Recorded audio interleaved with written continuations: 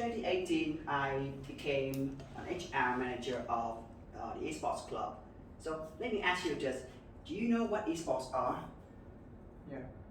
Okay, what are they? Export. Yeah, esports. You sell some product for country. It's very close. Esports are competitive video games such as League of Legends, Dota 2, and Overwatch. So becoming an HR manager was probably one of the best times of my life as a student because I had lots of opportunities to recruit members, to participate in team bonding activities, and also to play some video games. And it was really fun and I loved it.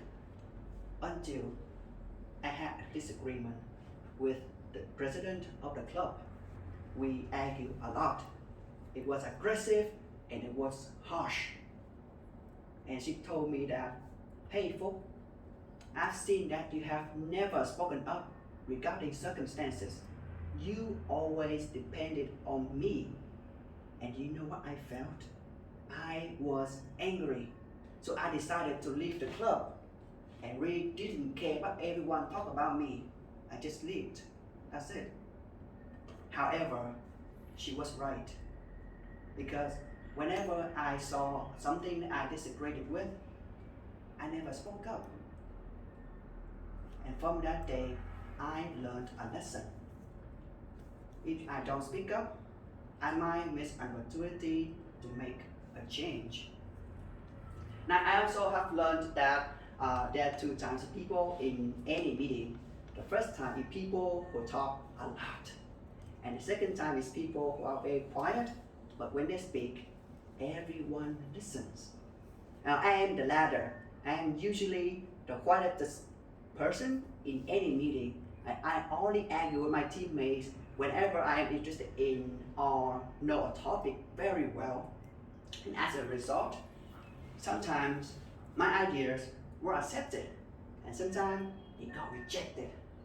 And no matter what the result is, I always felt good because I don't want to go home and then wish that I could have spoken up and things would have been different. I don't want that to happen anymore. And I also think that speaking up doesn't really not only happen in team meetings, but also in other circumstances as well. First of all, it happens in learning. I mean, when you pay for a course, what would you usually expect from it? It could be teachers who have like 3 to 5 years of experience, or it could be like testimonials from the students, right? So what if you are not satisfied with the course? What would you do? You speak up. Hey, that teacher is always late. And that coach, she doesn't care about her students. So, and another circumstance is living with neighbors who live next door. And sometimes their music is so loud that you cannot focus on studying. So what would you do? You speak to them.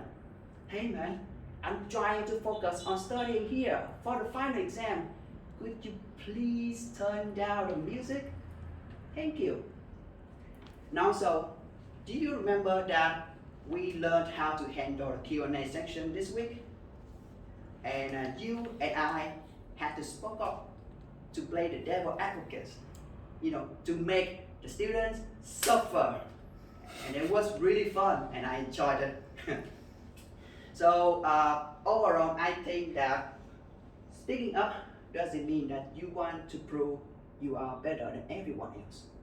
I think speaking up means that you want to make a change.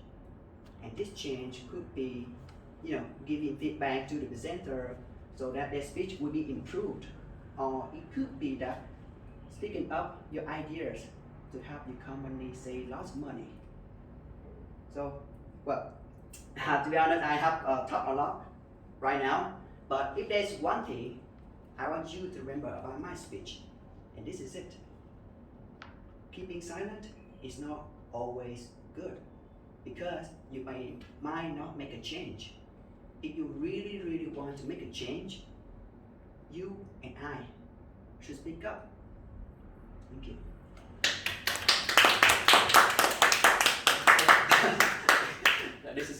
awkward. Feedback is absolutely amazing.